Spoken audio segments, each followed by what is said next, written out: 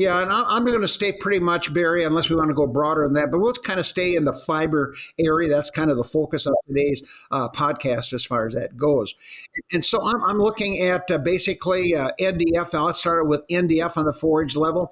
I'm targeting somewhere in that 28 to 32% of the total ration dry matter as NDF. And of course, now the new term is, of course, A, which stands for amylase treated NDF. So we get rid of any residual starch. And then we put another initial at the back end of NDF as OM, organic matter. So we correct for ash. And of course, it makes small changes. But if you really want to be right on the money, you'll use the new labs. Will give you, in fact, that's one of the real challenges. Our labs will give us 10 or 12 different fiber values. And my dairy farmers will say, well, which one? Are any of these valuable? Do I have to use all 12 of them?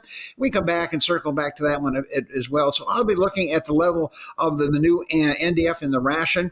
And I would like to see that somewhere in that range there.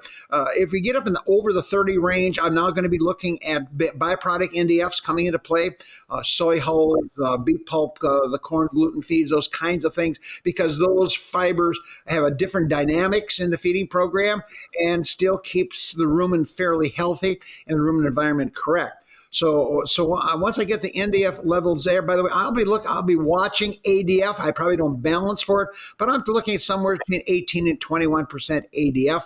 When you get over 21, then I get pretty nervous that I may now have a fiber that's going to have a lower value. Okay for growing heifers and dry cows and low producing cows, but as you pointed out, that 100-pound cow, every day that cow has to put away some 50 pounds of dry matter in 24 hours. So it means that it's got to be out of the way, but those nutrients have to be extracted. So this rate of passage and dry matter intake becomes key because it really drives amino acid yield from the rumen microbes, and it also is important from the VFA production as well.